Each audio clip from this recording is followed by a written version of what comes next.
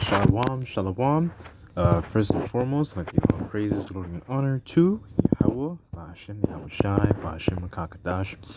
Double honors to the apostles and elders of Great Millstone for teaching us truth. And salutations to the sincere Akim and Aquatim. Listen, may the blessing of election be over your house.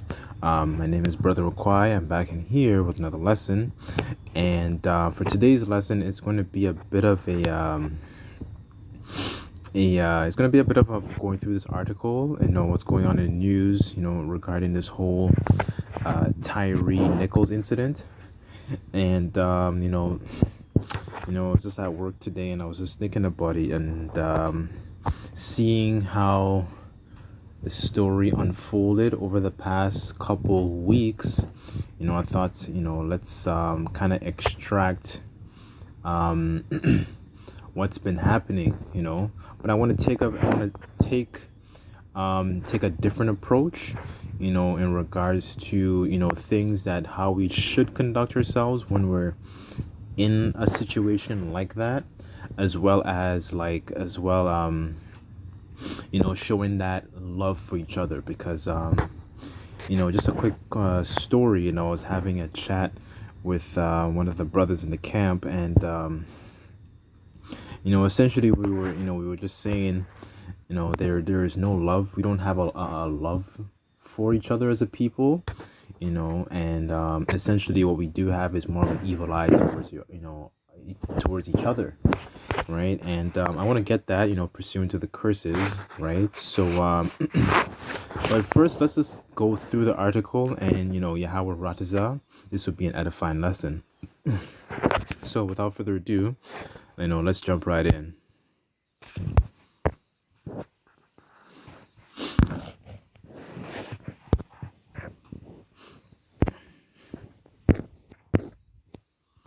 Okay, so this is a young man who was, I think he was beaten. So this is a 29-year-old black motorist was pulled over January 7th for what police said was reckless driving. After attempting to flee on foot, Nichols was aggressively beaten by police. Newly released police video shows 3 days later he died in hospital. Here's what else we know. So Nichols was a father of a 4-year-old son, was known to his family as an avid skateboarder and nature photographer from Sacramento, California.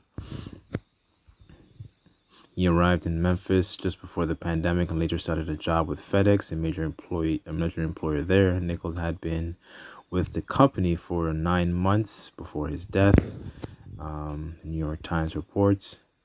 So this is a quote. It says he was one of those people who made everyone around him happy. Okay, let's jump down. Police body cam video shows a violent arrest. So police said on January 8th that Nichols was taken into custody after a traffic stop that involved 2 confrontations with officers.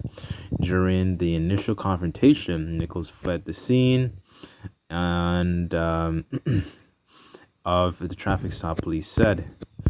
Right. So following the arrest, Nichols then complained of shortness of breath. That does happen when you start running. Moving on, according to authorities, was taken to the hospital in critical condition where he died on January 10th. His family said that police beat him so severely he was unrecognizable. Let's see. It says the Shelby County District Attorney's Office said that in a statement earlier this week that it understood the reasonable request from the public to view the video of Nichols' death. The city of Memphis released the 4-part video footage on Vimeo on Friday evening. In the videos, officers are seen dragging Nichols from the car, shouting profanities throughout the confrontation. And before I continue, I just want to touch on proper conduct, right? Especially like in these situations, right? Because in these situations, and this is not the first time we've had a lot of, a lot of our people, especially the men, because it's mostly the men that get caught up in these situations. There's been a lot of examples, in the past few years, going back as far back. Let's just go back as far back as, let's say 2009, when it had, people, their interactions, with the police, and, our people are destroyed for lack of knowledge. That's the first thing, right? So, as a matter of fact, let me just open up with that. Let's get that first precept.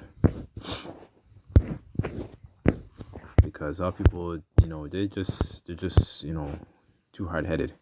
So Isaiah 4:6, and it reads, "For my people are destroyed for lack of knowledge.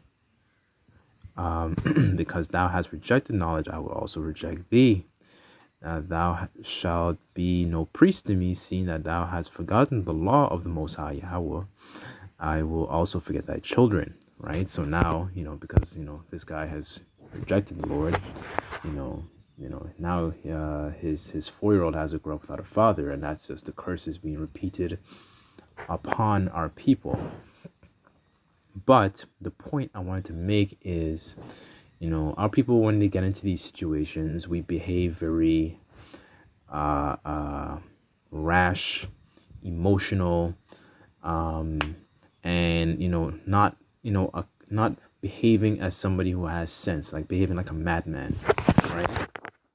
Normally, when you hear stories like this, when it comes out, the media likes to spin it in a way that, removes all the accountability, right? This is still a terrible thing that happened, but, at the same time, our people need to understand, and they need to learn how to use wisdom in these situations, right? Like the scriptures say that, wisdom is the principal thing, therefore get wisdom, right? And, because you're not in power, because you're not in authority, you need to learn how to use wisdom in these sorts of situations, right? This is not your kingdom, you don't have authority over the police officers, right? So what our people need to learn how to do is to use wisdom, use guile, right? So, as a matter of fact, let me get another precept actually as well, because there's also been cases with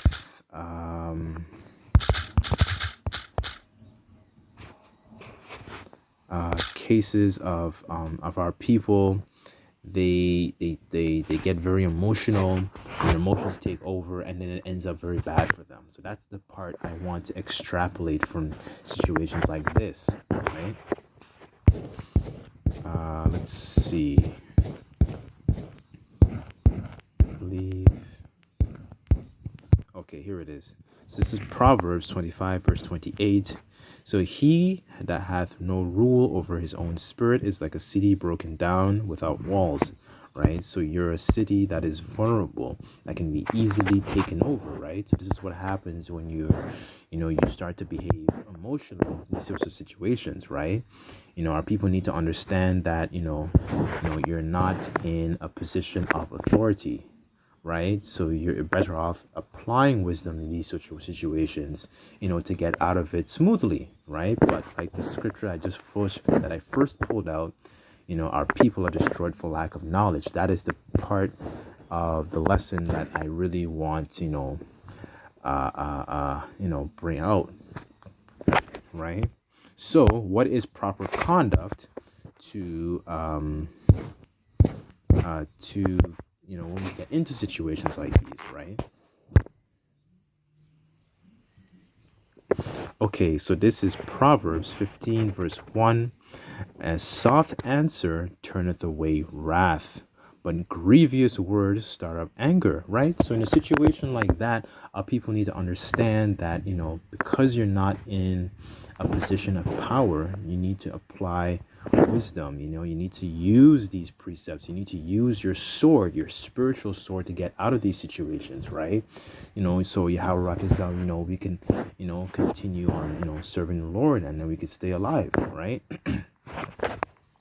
Right? But what our people do, one, they start to get emotional, start to throw a fit, They start becoming very combative and all this kind of stuff. There's been situations like that. An example of that is uh, there's a story that came out a couple years ago. I think his name was Michael Brown, and this was in that situation. There was a so-called black young man, and a white police officer, right? So in that sort of situation, the young man, he reached, which is not even smart at all. He reached for the officer's gun. So what do you think is going to happen when you do something like that? Of course, the officer is going to be reactive, right? I'm not defending these people's actions, the actions of the police officer, right? Because these people are the enemy, you know. But do the people need to learn how to apply wisdom? That's the point that I'd like to stress in this video, right? So normally, like for example, if I recall a lot of my own experiences, like when that happened to me, what I did was I shut off the vehicle completely, so they don't get any ideas, because I already look a certain way, right? I look like usual suspects, so what I have to do in that sort of situation, and what we all should strive to do when in a situation like that, is to apply wisdom and guile. So normally I turn all the lights on in the vehicle, and I keep my hands on the steering wheel, and I was like, hey, so on and so forth, I'm terribly sorry, and you be cooperative, right? Because you're trying to get out of the situation, right?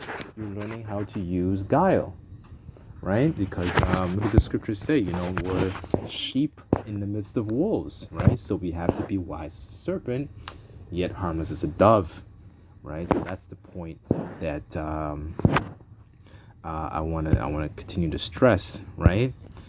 Let's continue. So it says, later the officers are seen repeatedly kicking, punching, and using a baton to strike Nichols as he lies on the ground. And one point he's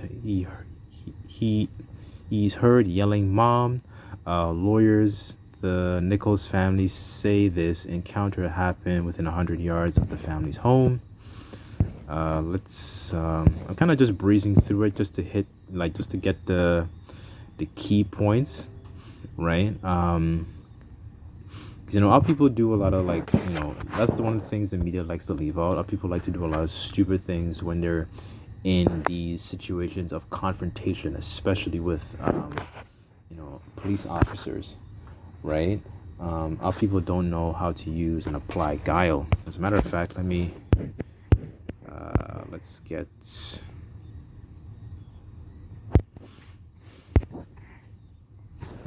a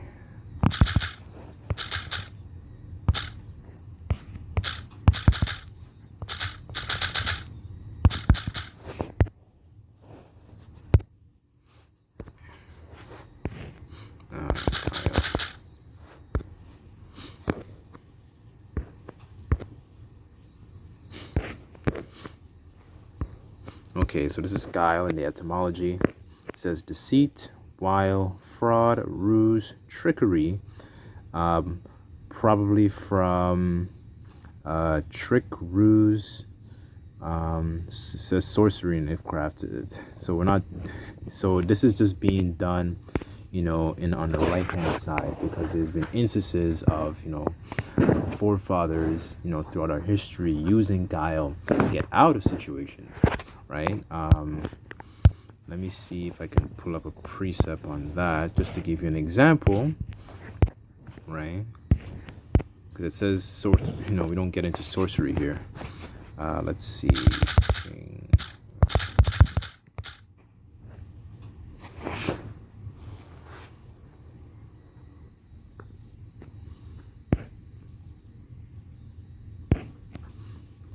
Okay.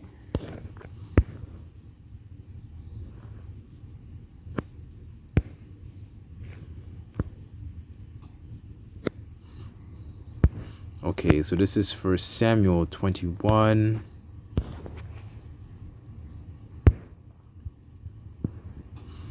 Okay, so let's start at verse 10, just to start of context. And David arose and fled that day for fear of Saul, and went to Achish, the king of Gath. Verse 11. And the servants of Achish said unto him, Is this not David king of the land? Did they not sing about another of him in dances, saying, Saul hath slain thousands, and David tens of thousands? So just a little context, if you want to get more understanding. This is so David's basically on the run, and because Saul's persecuting him, right? He's trying to kill him because this is after David slays Goliath, the Canaanite, and you can find that in First Samuel, I believe it's 17, where he slays at the end of the chapter, where he slays Goliath. And Saul starts to become a little bit more envious of him. So that that eventually that jumps into my next topic of what I want to extrapolate from this Tyre Nichols situation, right? So essentially, David's on the run, and he's Saul's trying to persecute him, trying to kill him, so he's fleeing for his life. And so David's using guile, to get out of these situations, because if somebody's trying to kill you, you don't have a lot of time to think, so you have to be very clever, right? So verse 12. And David laid up his words in his heart, and was sore afraid of Achish, the king of Gath. So he had a feeling of fear that came upon him. Verse 13. This is the key point. And he changed his behavior before them, and feigned himself mad in their hands, and scrambled to the doors of the gate, and let spittle fall down his beard. Verse 14. Then said Achish, one of his servants, Lo, ye see this man, he is mad. Wherefore then he brought him unto me?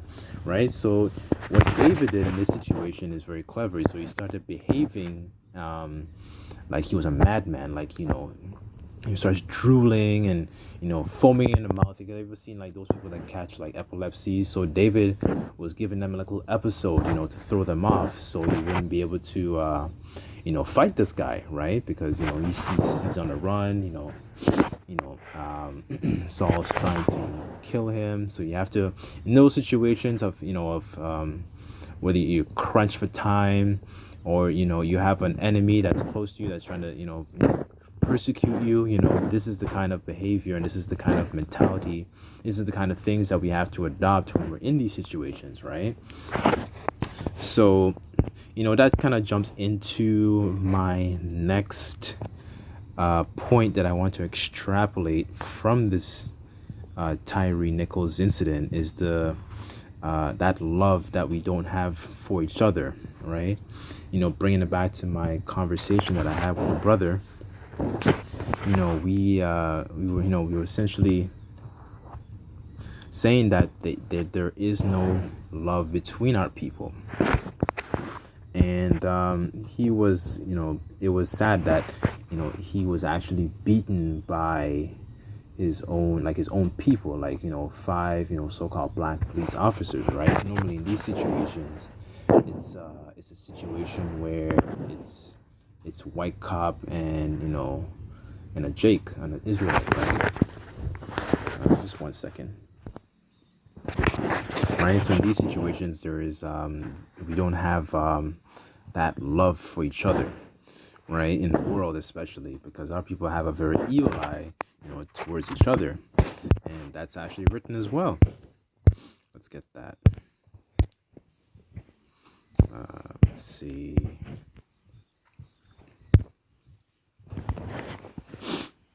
Okay, this is Deuteronomy 28, verse 54. And it reads, So that the man that is tender among you and very delicate, his eye shall be evil towards his brother, towards thy wife of his bosom, and towards the remnant of his children, which he shall leave, right? So we would have a very a distaste, a disdain for, our own people, right? And that is something that is still prevalent, with our people today. There's a lot of vexation between tribes themselves, as well as, I remember being in high school, for example, and there was always this debate about the light skin, still, Israelites, but the light skin looking Israelites that might look a little bit more like Steph Curry, and the dark skin looking Israelites that might look like more like LeBron, right? But it's the same people at the end of the day. But like the first precept I brought up, our people are destroyed for lack of knowledge, right? And we don't have that love for each other, right? So let's get First John. This is First John 5 verse 2, and it says, "By this we know that we love the children of the Most High, when we love the Most High, we keep his commandments. For this is the love of the Most High, that we keep his commandments, and his commandments are not grievous," right? So this is what love actually is. But these men that actually did this, this crime, of beating this young man, they don't have that love for our own people. And only love you would experience that is a man who actually fears the Lord, because fearing the Lord is the beginning of knowledge and wisdom, right? So how to conduct yourselves, and know how to conduct yourselves with your own brothers in the faith, right? Let's get let's see. This is one of my favorite scripts.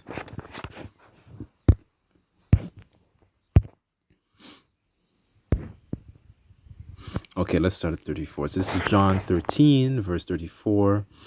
"A new commandment," so Yahushua said, "A new commandment I give unto you, that ye love one another, as I have loved you, that ye also love one another.